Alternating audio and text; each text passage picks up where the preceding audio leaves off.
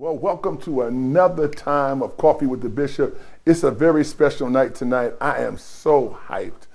So I want you to call your friends, call your relatives, get everybody you know to join us tonight for this special musical.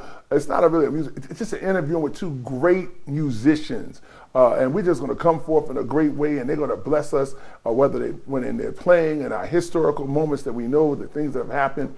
This is to lift your very spirits, to encourage you during this COVID-19. It was a beautiful day today. Some of us got out, some of us didn't, but many of us on this sheltered in.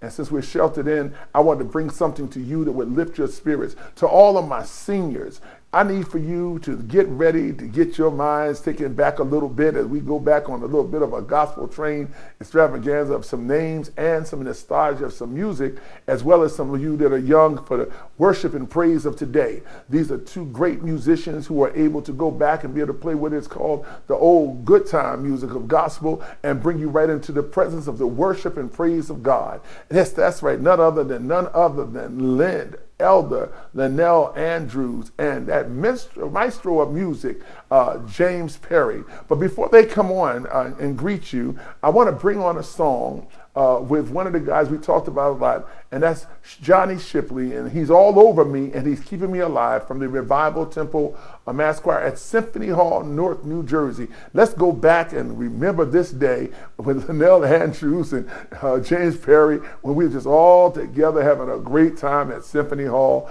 New Jersey, and Newark, New Jersey. Come on, he's all over me and keeping me alive.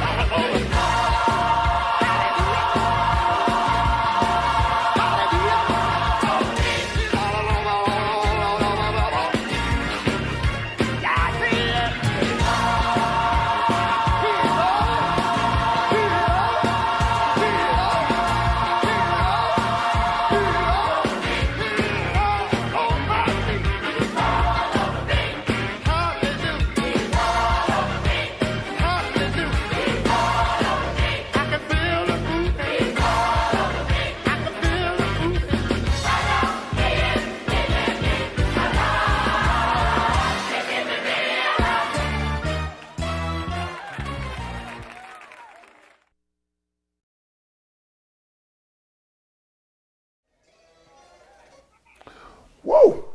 You know I was getting down, right? I can go back to that day for being in the rehearsals at Revival Temple and remembering trying to get those songs right. And I was saying, how are they going to remember every one of those songs and every word? But somehow or another, it was done.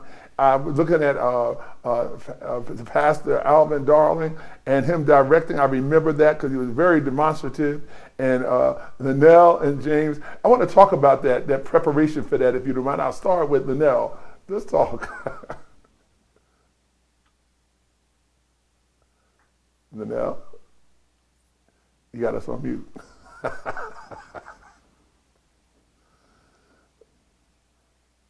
Try it again.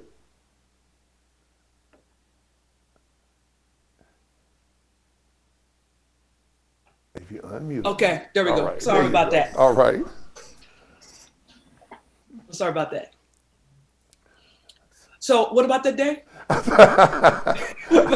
I wanted you all to talk about the preparation for that. I remember all the rehearsals. I didn't miss not one rehearsal. When I was looking there, I saw Sheila Epps. I saw some other people in the choir. So it was a wonderful time. So that's what I'm saying. I want to listen to you. Tell us about that, because you all were the musicians preparing us for all of this. Well, really, I wasn't supposed to be playing on that album. I was supposed to introduce my song, which was He Alone is Worthy. And Bobby being so excited about having my song accepted, I would just come to all the rehearsals. And by me coming to all the rehearsals, I kind of knew the songs. And I believe it was a musician, I won't call his name unless it's okay. A musician went out of town with an R&B group. James could correct me if I'm wrong. And Milton, Pastor Bingham asked me, could I play the organ? Because he said I knew the songs and I was just filling in. That's how I got on that project. As far as playing, it took us like 2 weeks, I believe. It was 2 weeks of nonstop rehearsals. I remember dragging my kids out with me when my mother-in-law couldn't watch them. They would have to lay on the pews of Mount Vernon or Revival Temple while we were rehearsing. They were very young then. Let me see, Michelle's going on 35 this year. Wow. And Michael's going to be 33. So they were like 5 and 6, 7, 8, something like that. They were young because they're 2 years apart. And I was just humbled to be a part of that. That was my first real live project. I had played on like smaller projects, demos, studio stuff, but I've never been in a live situation. And I was very grateful to Bishop Banks, to Avery White, who brought me in, because I was a member of Liberty Temple at that time, Dr. Jiggets. Yes. And let Bishop and Bishop Banks and Pastor Milton know about me having this song that he liked. And that's how I got on the album, because I was in the rehearsals learning and didn't know I was really learning the tunes. I was just sitting there taking it all in, just excited to be there. It was amazing.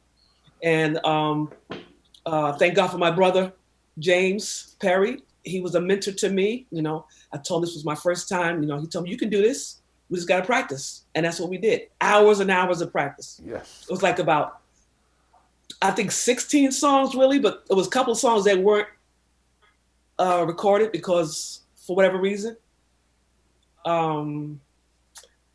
What's his name? Keith Pringle was supposed to have done a song. Yes. James Moore. But there were some issues behind that. I don't know what happened. But that's my story. That was by happenstance that I was the organist for that project. And then, you know, it was history after that. You know, eventually I became a member of Revival Temple. And I was just an organist. And I would say, I think in like 2000, either 99, 2000, I became the minister of music. So Revival Temple is my home. I have other churches that are my home churches, but Revival Temple was my training ground. I knew how to play, but this took it to a whole nother level. And also, you know, I was at Bethlehem Community Church. That was one of my training Yes. processes, Bethlehem Community Church, Liberty Temple, and Revival Temple. That's what the Lord blessed me. And I thank God for that journey. I'm originally from New York City. I was born Baptist. I was born Baptist in the You Baptist sure? Church. Mount Ebenezer Baptist Church, 2455 8th Avenue. My uncle was a pastor, Reverend Rogers. He had a funeral home upstairs and the church was downstairs. And I was blessed to be around some great music, anthems, spirituals, as well as gospel. But it was a staunch Baptist church. You weren't leaving there without hearing an anthem or spiritual. Yes. And that's where I got my background for learning how to read and all that. Well, one thing. That's just a brief history. Okay, but listen, the part that I came in on when you were saying Liberty Temple and the back home hour, okay, and their stuff, and then when I came, you were playing at that rehearsal when they were doing the rehearsal. Everything you stated, I remember that very clearly. Right. And being I was in still a those member of rehearsals- Liberty when I did that. Yeah, and I remember going to those rehearsals, and I said, "We're gonna be here a long time." Because they had to get all those words right and say them and pronounce them where you could understand the words. Well, no, keep it, mama, live. You had to say every word. And so I remember that. Now, Minister James Perry, original person of Mr. Newark, talk about some things. Let's talk about this. Okay, just a little bit of history about that record. First of all, the concept of that record was the beginning of the Revival Temple community choir. That's why you saw a lot of people that necessarily weren't part of Revival Temple singing in the choir, because we opened that particular record up. We were going to Symphony Hall, and Reverend Bingham said, "I want to do a community choir." Yes. So we opened it up, and people came from various churches, various places to be a part of it. And in addition to those rehearsals Lynell was talking about, those were choir rehearsals you were coming to, Bishop Pierman. We also had separate musician rehearsals. So we would rehearse for hours before the choir, and then rehearse with the choir. And then sometime rehearse again after the choir, because we had a short window. Like she said, she came in kind of on the tail end. Choir-wise, we have been working on the project for a minute, but some personnel changes, like she mentioned, happened like near the almost 2 weeks before the record. And we had to bring in some people. And I don't remember who was supposed to play instead of Lynell, actually. I remember my good friend that just left us not too long ago. Jeff was supposed to play. Yeah. And Jeff got called out out of town a couple weeks before. And that's when you see the young man playing drums, Dwayne Johnson. That's who we got to replace him. But it was intense because, like I said, we had to get, like she said, 14, 15 songs learned, mastered in a couple of weeks because we had to change the personnel around. But, God blessed it, and the record went very well across the world, well received. And a lot of things happened from that record. Like I was telling you, Bishop, before we came on, that same song, "Heal All Over Me," wound up being in the Preacher's Wife movie. Yes. Right. And it was re-recorded by the Georgia Mass Choir. And the funny thing is, they did it exactly the way we did it, so the arrangement must have been pretty good. It must have been. Yes. If you listen to the Georgia Mass record, it's the same exact arrangement. Yes. We thank God for that. But that was just, like I said, that was a turning point, because instead of just the church choir, we opened it up to the city and it became a community choir. And that record and the record after that were both the community choir records. And that's how that segment of Revival Temple, which is rich in history, several records before that, but that particular record that we're talking about now was the birth of the community choir aspect of Revival Temple. Well, it was something, because I do remember that. And I also remember having to go to J&Z Records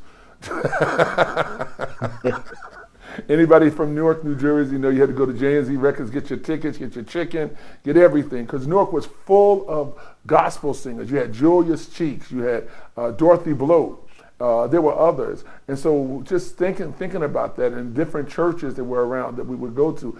The late Alex Bradford over at Grady Abyssinian. You know, that was something. Archie, we were talking about Archie today, you and I, James. Archie Mitchell. Archie Mitchell. Mm-hmm. And he did that recording with the O'Neill twins. Yes, that was our. We had a choir together called the North Jersey Community Choir, and we recorded at Good Neighbor Baptist Church. That's right. With the O'Neill twins, and we also recorded Dorothy Bloat's second record, the one that was at Abyssinian. Yes. O Lord, Who Shall Abide. Both of those records was with we did them with the North Jersey Community Choir, directed by Reverend Archie Mitchell, who also wrote a lot of great gospel music besides directing. Yes. He wrote songs on those records as well as several of Revival Temple's records. Wow. He was a great gospel songwriter in his own right. Yes, he was. And a life that was going to us way too early and cut too short. Mm-hmm. I remember that. And just seeing him direct was just awesome in itself. He was a director.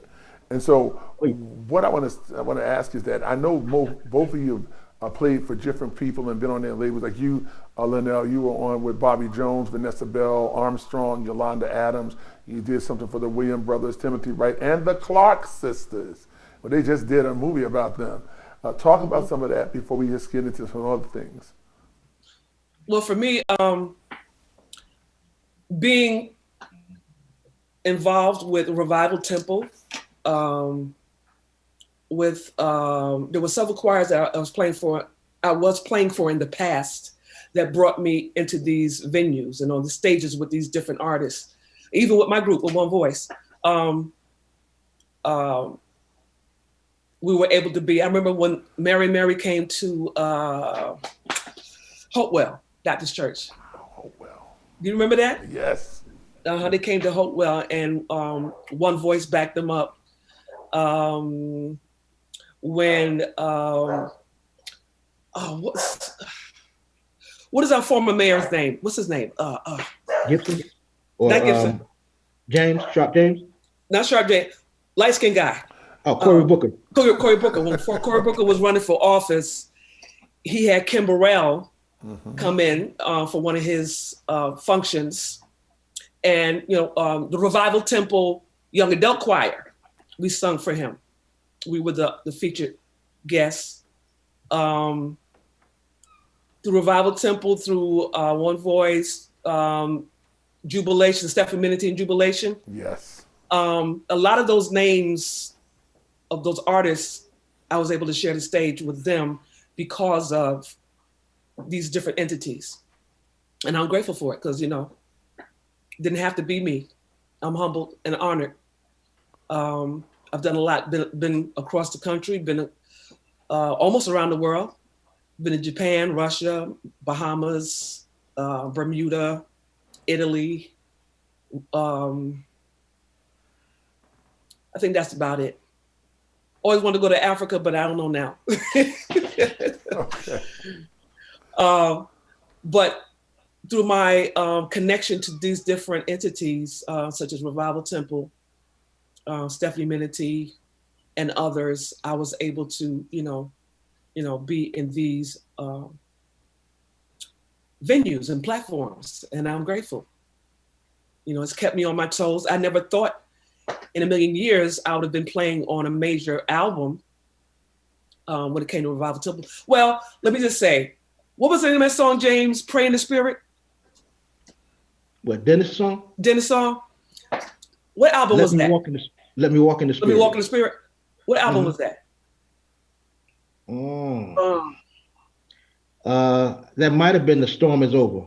Yeah, I think it was. Because I remember that was the first album I think that Nancy performed on. Because that was my first album, period. Well, actually, one song. She's all the way back on the You Can Make It If You Try. Oh, You Can Make It. Okay. Yeah. Okay.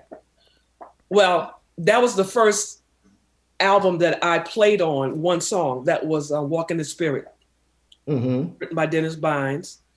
And then not too long after that, I was asked by Brother Avery White to submit a song for the He's All Over Me album. But I say all that to say this, that very humble beginnings for me. You know, I was just a church organist from New York City, from the Bronx, and came over to New Jersey by way of friends. And, you know, God planned it. You never know what God has planned for your life. You know, I never thought I'd be leaving New York, but I ended up living in Newark and got married, had my children, and have had some wonderful relationships with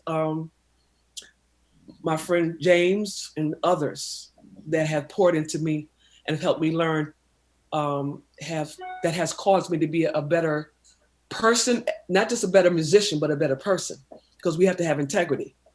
Yes. And I thank God for the ones I've worked with that have integrity and love God. Very key. Not just to be famous. I was just telling my niece that, you know, when you do what God wants you to do, he'll open the doors. You know, he'll open up the financial blessings that we need as musicians. And I thank God. I thank God. And I don't count it, I don't take it for granted. I do not take it for granted that God had opened those doors for me, because I never thought that I would be doing what I'm doing now. Well, I'm glad you're doing it. Mm-hmm. Brother James, the preacher's son, okay? Your father was a pastor for Mount Vernon Baptist Church. Then later, Milton Bingham came, who is an awesome writer and director and preacher himself. And you served there well in Mount Vernon. And you've also, we were talking about the music label Savoy Records, which I was like, wow, everybody had to seem like go through Savoy Records when you were singing gospel. Dr. Lawrence Roberts and the Angelic Choir, so many others were on it. And I wanted to say this before we get into the music. You've played for people like the late James Cleveland, Timothy Wright. You also played for Donnie McClurkin and the late Bishop Jeff Banks, who I loved and adored because he was somebody special in his own right too. Let's talk about that before we go into some other parts about music itself. Well, sure.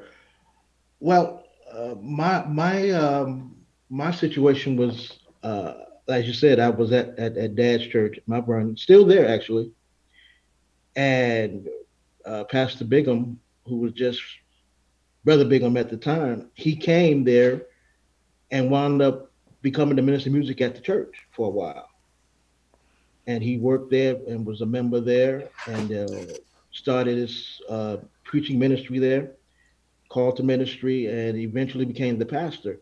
So while he was there as the minister of music, I guess he saw some potential in me to do some things outside of just the church where we were serving at. So when he became the director of music at Savoy, he started developing me to become a, like, I guess, session musician for Savoy, as well as in the production field. And from there, that association led to numerous hundreds of records that we worked on together, and meeting artists on the label as well as off the label.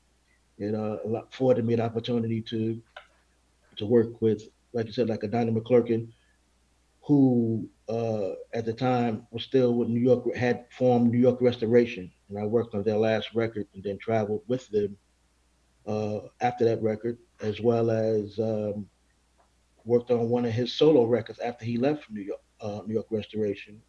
Um, the association working with Reverend James Cleveland came from the fact that when Kurt Carr moved to from Connecticut to California to work with Reverend Cleveland, those last couple of records, he wound up kind of producing those records. And when he would produce them, he wanted to come to New York to work on the rest of the record, the post work. And he would always call me in, and we'd be in the studio working together, finishing up those records for Reverend Cleveland. And that led to association with playing Tremaine Hawkins, even played for Kurt one time somewhere, Ohio. And that led to my good friend Derek Lee when I went to Nashville when they were still doing the show there. I went there one time and wound up playing on the show for like about 7 years, playing along with the Bobby Jones band. And the other pivotal point was when I wound up with New Jersey Mass Yes. with Donnie Harper.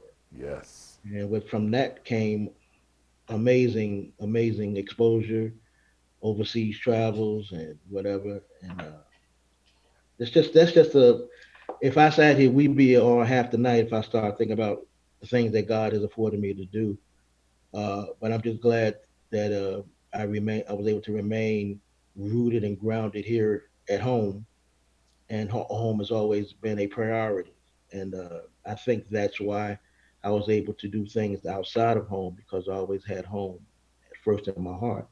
Mhm. And don't care where we were on a Friday or a Saturday, we was catching a flight or some mode to get back home for Sunday services. And I think that was rewarded. Faithfulness was rewarded with the exposure to so many other situations that I've done, and I'm eternally grateful. And I still think, still doing things on a major level, and I'm still glad to be able to still to do them, and I'm just grateful.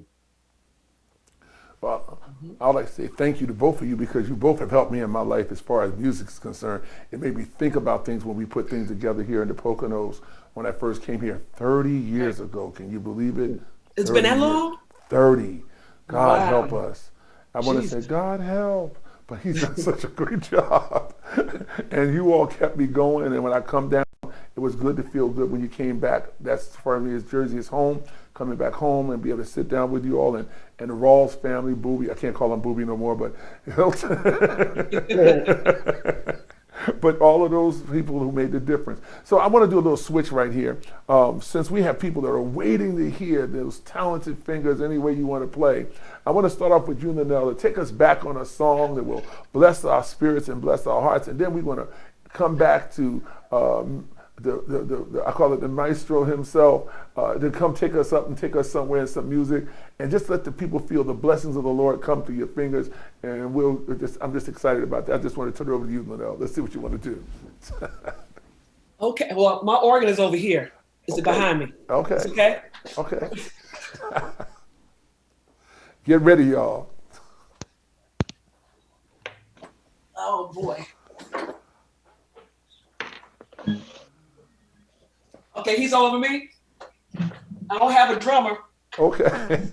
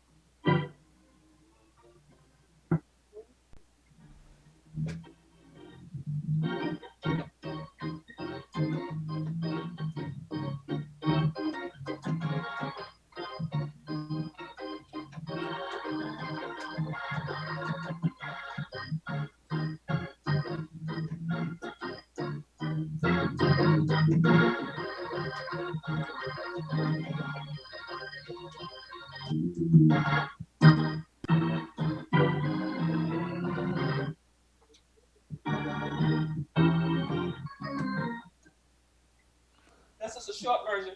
Okay. Well, it's good just the same. But listen, I think James is getting ready for something. But what I hope that we could do is, because I know you play the piano, you play everything, Linnell. Yes, piano over here. Okay. I can see. You can see. I I'm could, not sure what you can see.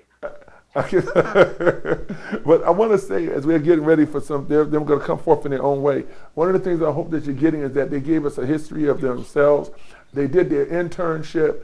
When many people don't feel like you have to do internship in ministry, but you have to sit under somebody and learn and gather information and grow from that. And they had a home base. And you heard them say, as I always say, come home. After you get finished running to all the concerts you got to do, you always have a home base to come back to and a responsibility to the congregation that you minister to at home. That's what they're blessing me with. James, I think James is ready. And as he come forth, just play, brother, play. I think you got us on mute. Are we there now? Yes, we're there. Okay. Very quickly, just a little bit of one of my songs one of my favorite songs from the Revival Temple era. I had to switch locations. I didn't know I was gonna be playing. So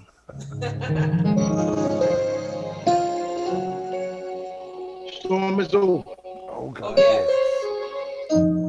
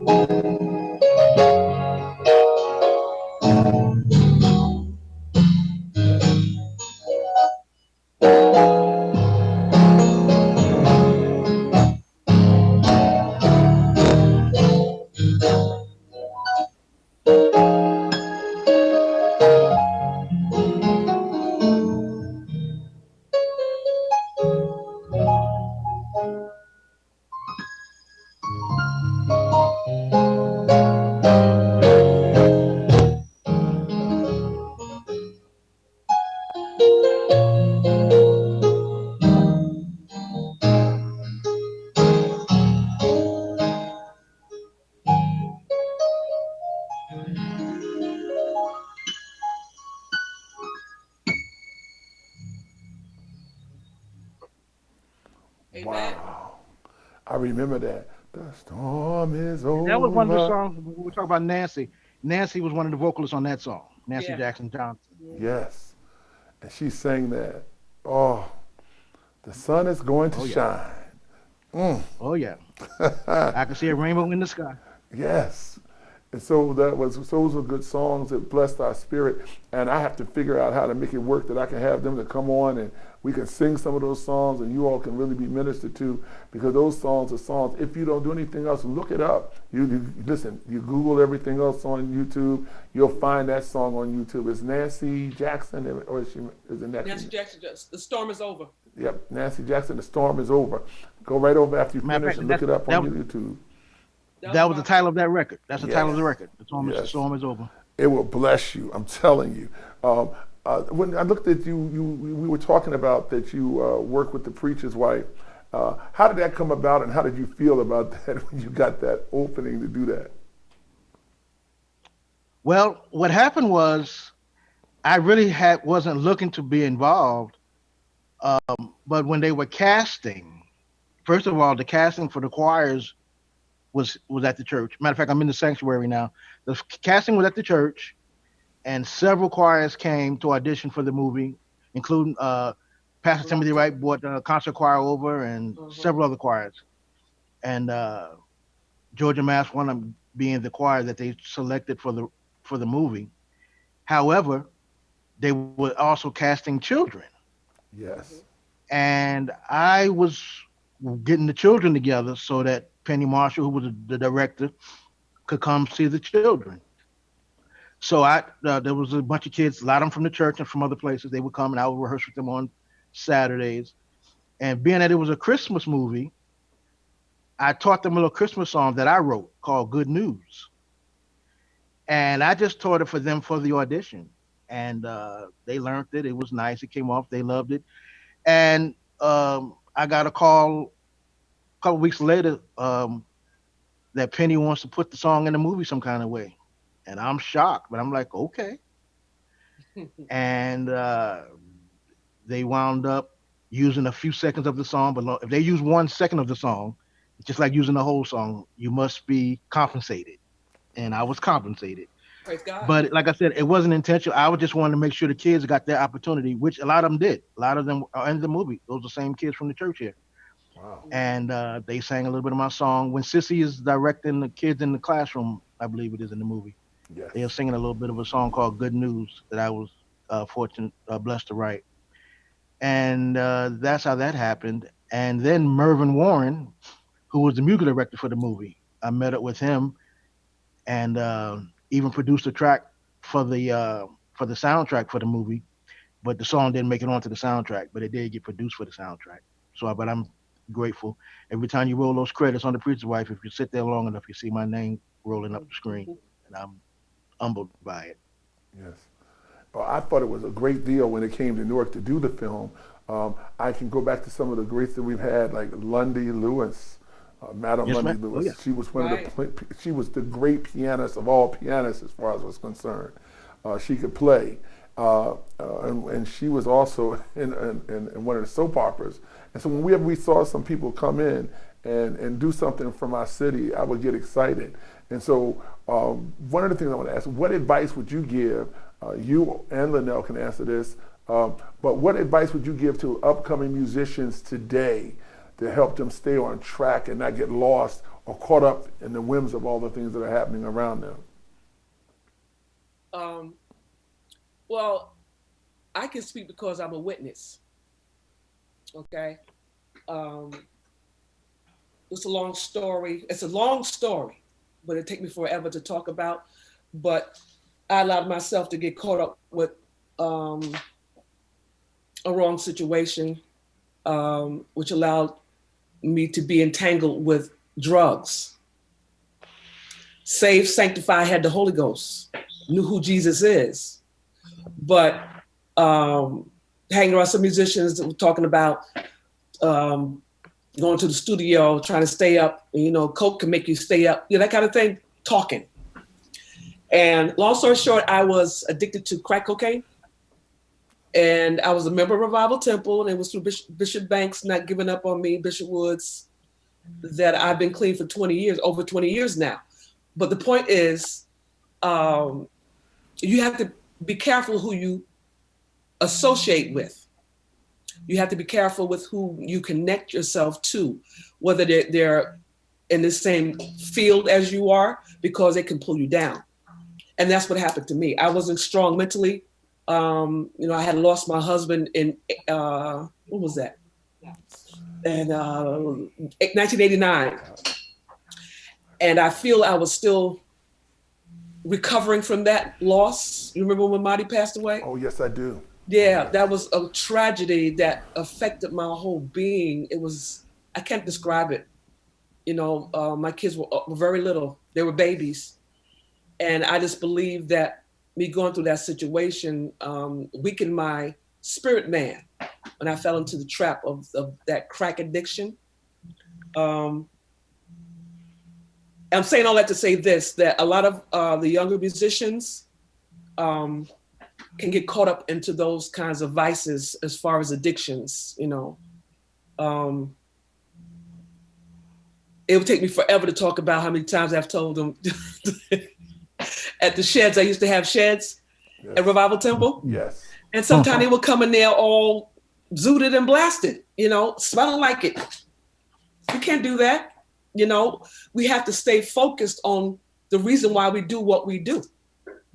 I do what I do because I was called and anointed to be a Levite and minstrel and a woman of God that preaches the word. That's my purpose.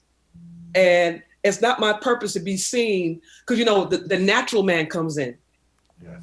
And I want to get on that gig. I want to get on that service. I want to be on that concert. I want to be seen. We all, because we're excited about what God has given us, we can get caught up into our own natural and fleshly thinking.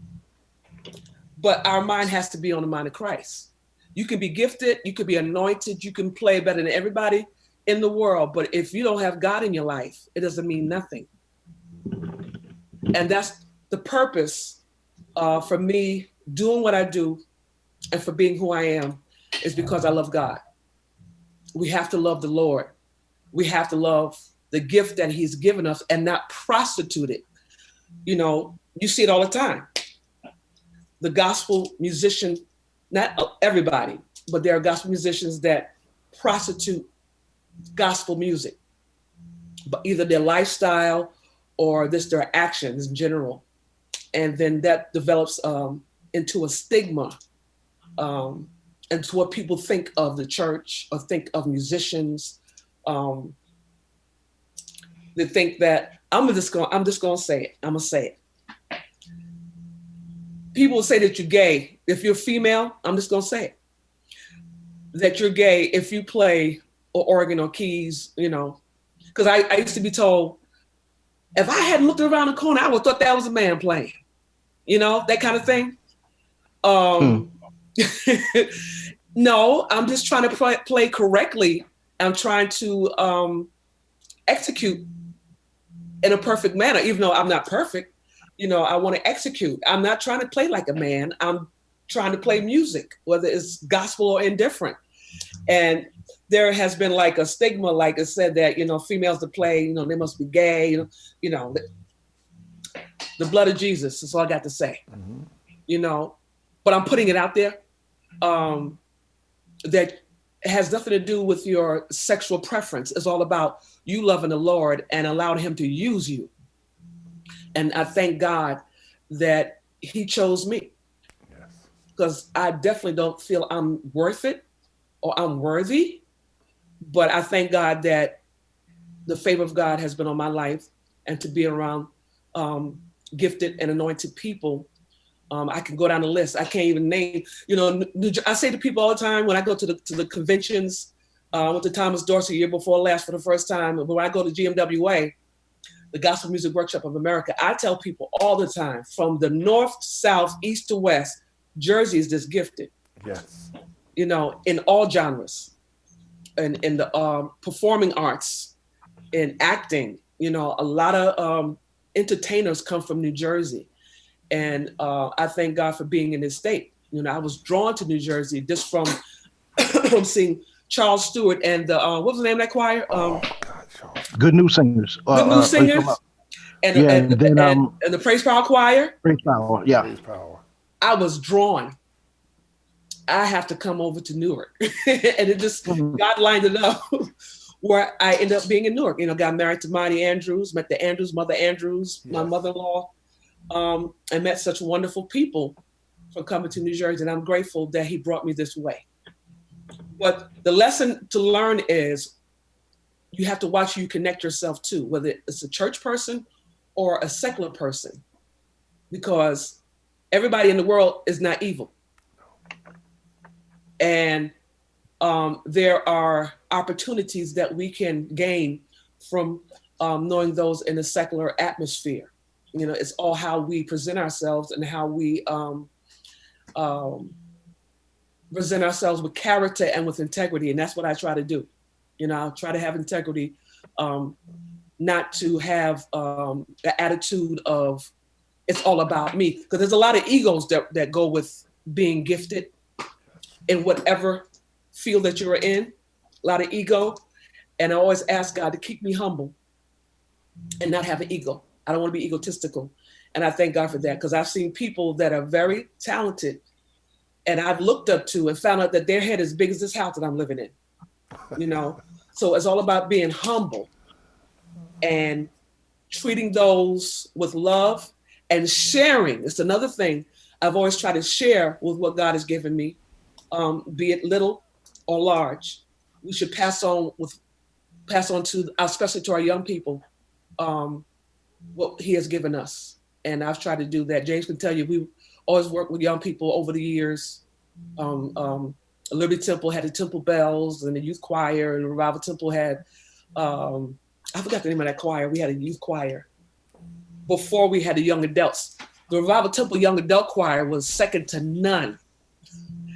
That's an amazing choir. And they grew up, got married, had children, and that was that. But for at least 4 or 5 years, the Revival Temple Young Adult Choir was amazing. And I poured into them, and James has poured into them, the others, Bishop Banks, Bishop Woods. And that choir was anything we sang, anything that we sung, or I taught them, they would just tear it up. And they were all in high school, some were in middle school, high school. And now a lot of them are doing wonderful things. They're playing for artists. Even with me being an educator for many years at the East Orange District, a lot of those musicians that we see now and singers, they were, even Tiffany and Travis, Sherrod, yeah. They're all out of East Orange High School at Clifford Scott. That's right. And back in those days, I was yelling and screaming, no, don't sing it like that. Don't play it like that. You're playing it wrong. And I look at them now, my living has not been in vain. So that's another lesson, that when God has given you something, you have to pass it on, and don't think that you are better than that person. They're in training mode. Like I was in training mode. I'm still in the training mode. I'm still learning, because there's always room to learn. Yes. And I could talk and talk and talk more and more and more about this situation, about giving back, because there are so many that have not given back, and they're doing great things, and they should give back. Yes. Amen. Amen. All right. James. Yes, sir. The advice that I would give, well, Linnell just about gave all the advice you could give, but first things is that I would say, that I always tell people when they ask, is your motive and objectives should always be Christ-centered. Not necessarily even you got to play gospel all the time, but whatever you do. The first thing you got to realize, and always remember, this should never leave the forefront of your mind, is that the gift that you may have, or that you're striving to nurture, you're a steward. It is not your gift. You're not an owner. You're a steward. So always remember that I got to take care of this because it belongs to somebody else. Mm-hmm. And a lot of times we forget that and get caught, like she said, we get caught up in self. And it's easy to get caught up when the praise is heaped on you. Oh, you're this, you're that, you're that, you're that. But when you get to yourself, you got to go back and say, no, I'm not nothing. I'm just a vessel that's being used. Amen. And just like he gave it to me, he can take it away. Yes, a lot of them don't realize that, and all of a sudden they're in situations that are not very positive. Mm-hmm. You let yourself get away from your focus, from your call. And as far as giving back, I pour into so many. Those that will ask and will receive it. Now everybody ain't receiving. Let's be honest. A lot of them think they got all the tools that they need. A lot of times I just try to tell them, I'm just trying to save you from having to go through some things that I might have went through that wasn't necessarily the best of situations. But time has taught a lesson how to get around those things if you let me show you. Right. But like I said, I give it when it's asked. And I mentor. I have a couple of mentees right now. A couple of guys that'll call me for whatever. I need to know this. How do I do this? What do I do about this? What do you think of this and that?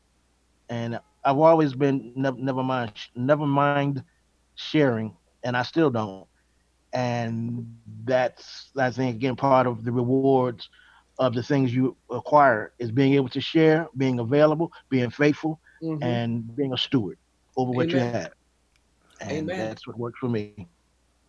Can I just say that it was through James, my brother, that I got into the computers of laying tracks and being technical, because I wasn't doing that before. When One Voice, we did our project in 2004, 2005, he suggested to me that you need to get a computer, Nellie, and download some of these programs I think at that time it was Pro Tools. And he gave me a ton of files so that I could use for tracks, because to keep the sync for the album. But it was James Perry that started me, that introduced me to being a technical musician, into production. And thank God, in my old age, I'm producing music. People call me and cash at me money to lay a track. That's a blessing. I know that's right. That's a Especially these blessing. days. So, thankful, and later on, I went and got the education at Full Sail University for music production, but really a lot of my education came from James Perry. I invested into a MacBook Pro and, downloaded certain programs so that I could enhance the music ministry of Revival Temple, wherever else that I'm ministering. And I appreciate that, James. I appreciate it. Thank you so much. I was glad to do it. Oh, such nice camaraderie. But I want to say that, have you noticed, you said two things that I want to go back to. One thing, we never know what musicians are going through in their own personal lives, especially those who may be striving and still have some humps they have to get across, or some monkeys on their back that have gotten a little bit out of control. But we have to always tell people you have to learn how to control the monkey instead of the monkey controlling you. But the one thing that you stated, it was very clear that it's obvious that the leadership that you were around and the leadership you were under, they took you in and they didn't give up. And it's very important that we don't give up on each other, especially those who are striving. I mean, those that are not striving, you don't give up on them either. But there are some people that find themselves in awkward situations or dealing with situations that they just don't know how to break free from right away. And we need people that's going to cover us and nurture us and love us in spite of that, and then show us a better way. And when you said that about you weren't giving up on, that really touched me, because I'm remembering these days that you're talking about. My eyes filled with water. You remember, right? Yes, I do. And my eyes filled with water, because people don't know where we come from. No. They only see the product of what we do. They have no idea the struggles. They have no idea of the pain that has been endured. And they don't understand so many times how we have been, because you talk about people prostituting their gifts, but those who didn't, the times that we were taken advantage of. I call it spiritually raped. That's a good word. Spiritual rape, yes. Yeah. Of your gift, your skill, and your talent. And there are times that our gift is our best friend, and there are times that our gift can be our worst enemy. You're absolutely right. Yeah. Because that gift that blessed you sometimes feel like it's cursed you. And I'm not saying that it's a curse against God. I don't mean that. I'm saying it in reference to how we get lost in our gift, or the gift consumes us, not the God part of it. This gift consumes us with all the other things that go with it, and people are not attracted to us. They are attracted to the gift. And the gift, it takes away from who we are sometimes, because people can't handle us. They only can handle the gift.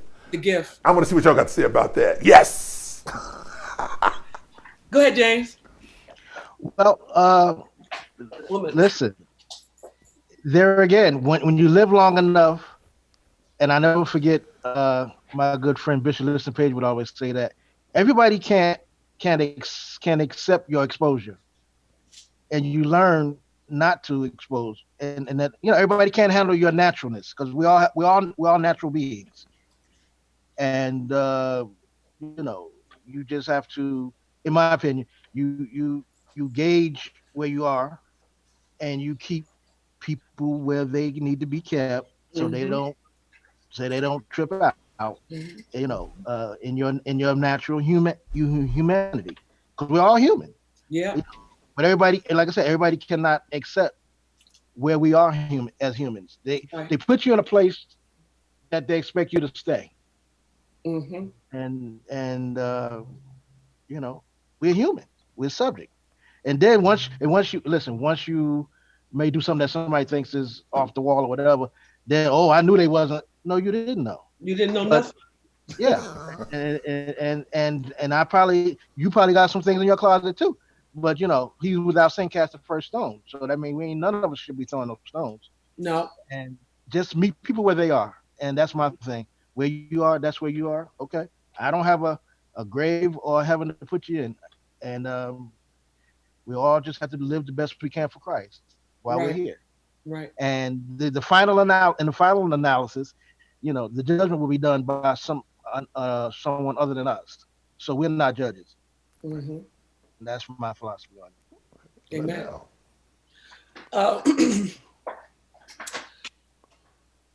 Uh, I know James said it all, okay. but it's all about character. It's all about being focused on the plan, and the plan is for a musician, Levite, minister music, whatever you want to call us. We're supposed to enhance and usher in God's spirit and usher the people into his spirit. And the only way to do that, we have to be focused, because I've seen some of the most incredible musicians come into a service and throw the whole thing off because Yes. they weren't focused. Their minds were somewhere else, playing the wrong grooves, playing the wrong flow. And then whoever's in the pulpit had to say, no, that's not what I wanted. Come on, brother or sister, so-and-so, and that has happened to me in the past. And I promise God, I don't want to be caught out there like that again. Yes. It's all about being led of God and being focused so that he can use us. And what happens is, with that excitement of being gifted and anointed, and like James said, you get those accolades, your flesh can get in the way of your mind. The Bible says, let this mind be in you, which was also in Christ Jesus, and be not conformed to the world, but be transformed by the renewing of your mind. And it's very easy for someone, if you're not strong in your mind or strong will, that someone could just, draw you out of what you have been called to do. And then that affects your ministry. Yes. That affects your effectiveness. I've seen it over. I've been around a long time. James and I have been around many. We all have been around for years. Yes. And I've seen the greatest flop because self was in the way. Then I've seen those who were lesser than, that gave God their best, tear a convention center up. How about that? Yes. Because they were focused and they knew what their assignment is. We are on assignment, especially in the times that we're living in now. We are definitely on assignment. I know that God is preparing us. I don't know, the coronavirus may leave. It may be like the flu. It may stay forever. I don't know.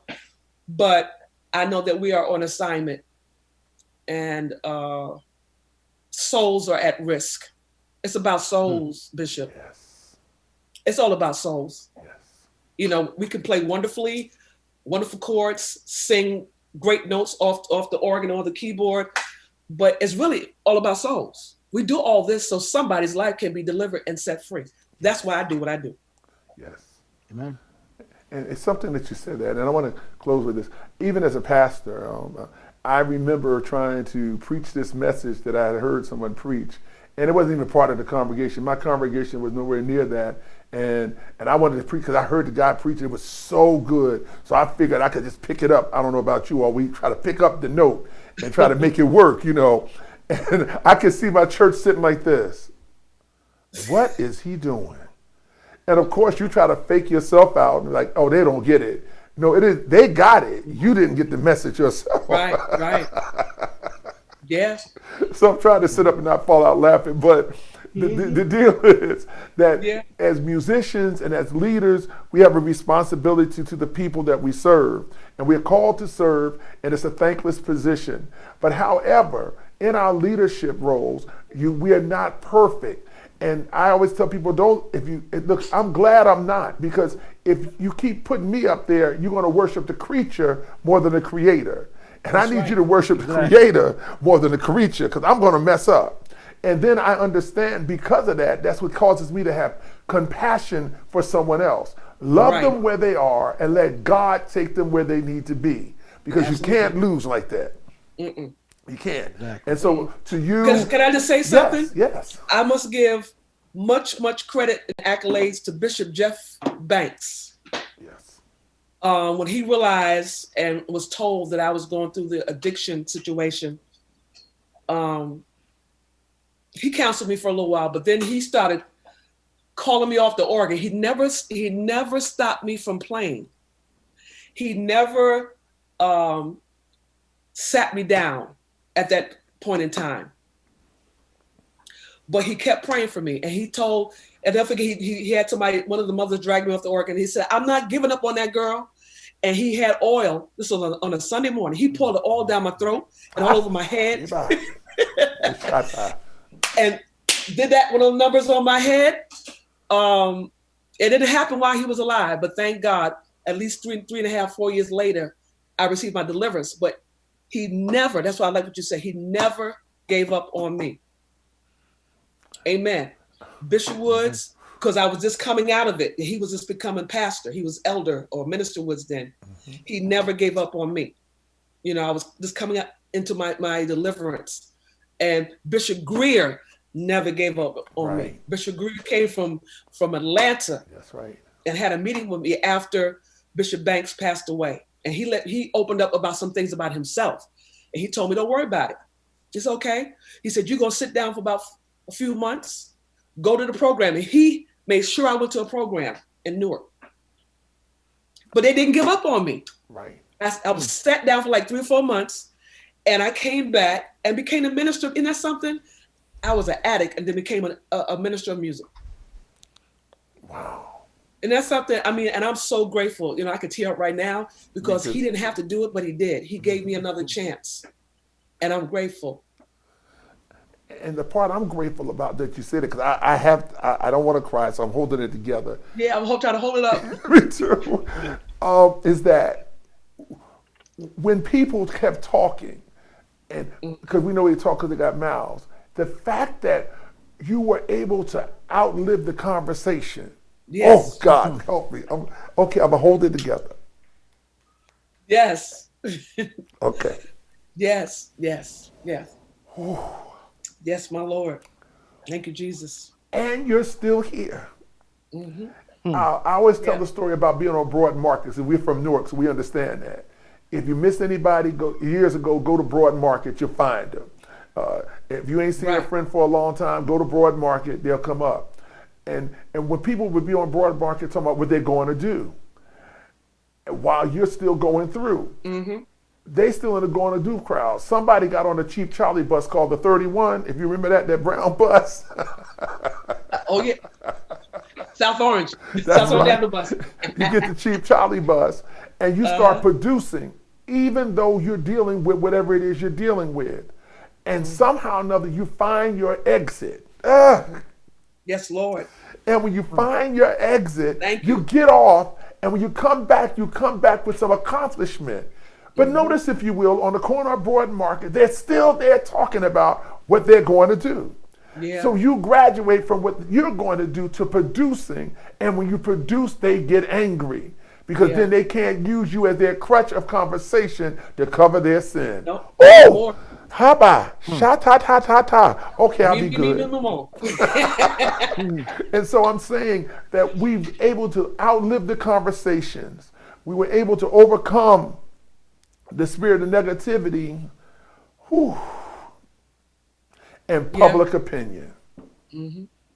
Anybody got something to say about that before we close? Some said I would surely die, but I thank God for life. Donald Lawrence wrote that song, "I Speak Life," and I thank God for life. Wow. I thank God for friends like James and others that didn't give up on me. They were praying for me. And they Carlton prayed. Pope, they were praying for me. Yes. They knew I was going through. And we don't have nowhere to go. That's the other thing. As musicians, leaders, preachers, remember, we don't have a safe place always to go into. And unless we find other leaders that can help believe in us or believe for the saving of our soul, for our deliverance, our peace and restoration, because you don't have to fall off the bandwagon. You could just be going through anxiety attacks, okay? Okay. So I'm so excited to have had you on here, Minister James, Professor James. I came to your appreciation service that you had, and I was just outdone when they did it. It was off the chain. At Wells Cathedral. And I was Uh-huh. so proud of you. I'm trying not to well up again because you've accomplished a great deal. Yes. And you've given Newark so much. And Linnell, you've done the same thing. And we're testimonies of how, if we stand and continue regardless, God does something for us. Yes, he does. Yes, he does. So I'm going to ask that if you would, one of you can take us out with a song. I got to end the broadcast, but I promise you all they'll be back again, and you should have more people to join us because there are some things that can be shared that will help every musician or leader in life and whatever you want to do in your life. I thank Elder Linnell Andrews and the maestro, James Perry, and I thank you for all that you do and have done. I am one of those guys that was sitting in the seat. Yeah, yeah. All right. Yes, sir. It's all We'll right. take this out. It's all right. Thank And God. I have the opportunity to thank you for the times that you just spoke to me. All I needed was to just hear you talk. And James was always looking mean because she didn't That take wasn't no mean. mess. That was serious. I was just focused. That's all. No, I'm just saying. But put down. It was like he didn't take no mess, so he made me know that if I had to do something, keep your serious face, because if you keep a serious face, folk will take you as a joke. Linnell would give that passion, but she said, "Hey." So it taught me how to be able to have a leniency and yet be strong. That's what Yes, you sir. brought to me, and I'm thankful for that. And I'm Amen. here in the Poconos, and I'm able to have made it as far as I have because of people such as yourself. So thank you. I love you, Bishop. We I love love That's you. right. Much appreciated. you. Much Before you were bishop, this Kenny Pierman. That's right. Thank you. I like that. Right. So whichever one of you want to take us out with a song, please do so. You can do it on your piano, Linnell, whoever. But we'll be back again, and you're going to enjoy some more of just meeting some great leaders, especially when they come from the state of New Jersey, because that's a good hometown. My sister is born in New Jersey. I was born in Richmond, came by way to New Jersey, spent my life in New Jersey. But my sister is Miss Newark herself, and I'm proud of her because she's proud of her state and her city. All right. Whichever one. Okay, I'll just play a hymn.